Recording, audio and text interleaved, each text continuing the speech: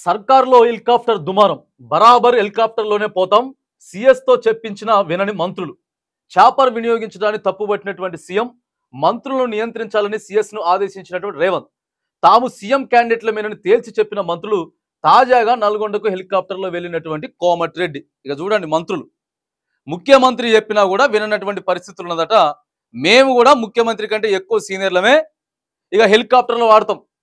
ఏడికెళ్ళి హైదరాబాద్ నుంచి వెళ్ళి వరంగల్కి, వరంగల్ నుంచి హైదరాబాద్కి, నల్గొండకి, ఇక యాడికి పోయినా కూడా హెలికాప్టర్లే వాడుతూ ఉన్నారట. ఇక ముఖ్యమంత్రి గారు డైరెక్ట్గా చెప్తే మరి మంత్రులు ఏమన్నా అలుగుతారేమోనని చెప్పి సీఎస్తో చెప్పించినా కూడా వినట్లేదట.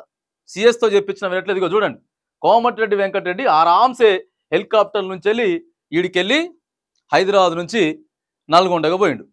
మరి మొన్న ఖమ్మం వరదలు వచ్చినప్పుడు దాదాపుగా 9 మంది పొద్దుగాల నుంచి వెళ్ళి సాయంత్రం దాకా అప్పుడు హెలికాప్టర్లు మాత్రానికి రావడానికి పోలేదు.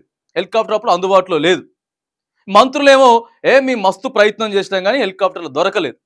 లాస్ట్కి మనందరం చూసినాం కదా, ఓ జేసీబీ డ్రైవర్ పోయి తన ప్రాణాలను సైతం లెక్క చేయకుండా కాపాడిండు. అంటే రాష్ట్ర ప్రభుత్వం తీసుకోవాల్సినటువంటి బాధ్యత తీసుకుంటే వీళ్ళేమో అప్పుడు హెలికాప్టర్ లేవని చెప్పి ఇక విలాసవంతంగా తిరుగుతూ ఉన్నారు. హైదరాబాద్ నుంచి వెళ్ళి ఇక వాళ్ళ ఖమ్మంకి, నల్గొండకి, వరంగల్ ఎక్కడెక్కడైతే మంత్రులు ఉన్నారో సీఎస్తో చెప్పించినా వినటువంటి పరిస్థితి ఉన్నదట. ఇది చూడండి, సీఎం రేవంత్ రెడ్డి ఇంటి పోరుతో సతమతం అవుతున్నారు.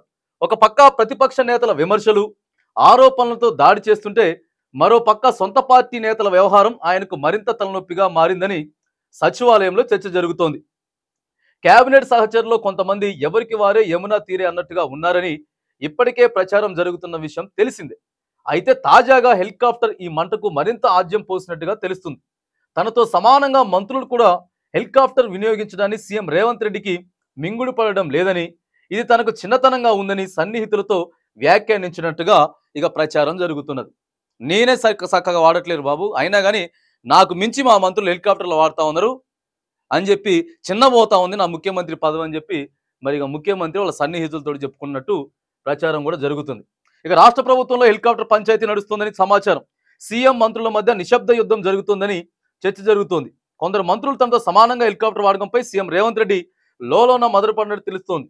సీఎం కుర్చీకి కనీస గౌరవం ఇవ్వడం లేదని సన్నిహితుల దగ్గర వాపోయినట్టు సమాచారం. ఎవరు పడితే వాళ్ళు హెలికాప్టర్ వినియోగించడం ఏంటని చీఫ్ సెక్రటరీ దగ్గర అసహనం వ్యక్తం చేసినట్టు తెలుస్తోంది.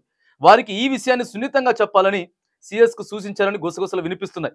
ముఖ్యంగా సీనియర్ మంత్రులు ఉత్తమ్ కుమార్ రెడ్డి, కోమటిరెడ్డి వెంకటరెడ్డి విషయంలో సీఎం రేవంత్ రెడ్డి అసంతృప్తిగా ఉన్నట్టు ప్రచారం కూడా జరుగుతుంది. నిజమే కదా, ఇప్పుడు మంత్రులు హెలికాప్టర్ వాడారనుకోండి, ముఖ్యమంత్రికి ఖచ్చితంగా నామోషిగానే ఉంటుంది. ఖచ్చితంగా నియంత్రించాల్సినటువంటి ప్రయత్నం ఉందనే చెప్తాడు.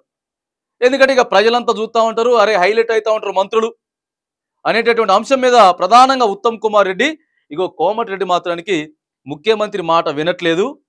ఇక ఓ పక్క మంత్రి ఉంటే ఓ పక్క ఇక ముఖ్యమంత్రి ఉన్నాడు అంటే లోపల వీళ్ళకి మరి ఇక ఏ రేంజ్లో ఉన్నదో ఒకసారి అర్థం చేసుకోవాలి. ఇక ప్రజాపాలన అనుకుంటా, లేకపోతే ఇచ్చినటువంటి హామీలు, గ్యారంటీలు ఇవన్నీ పక్కగా పెట్టి ఇక ఇక వీళ్ళు లోపల కుమ్ములాట్లు కాంగ్రెస్ పార్టీలో మరి జరుగుతూ ఉన్నాయి. ఇప్పటికే ముఖ్యమంత్రి రేవంత్ రెడ్డి గారికి ఓ పక్కేమో ఆపోజిషన్లో ఉన్నటువంటి హరీష్ రావు, కేటీఆర్ రోజు ప్రెస్ మీట్లు, ట్వీట్లు, ఈ పంచాయతీ ఉన్నది.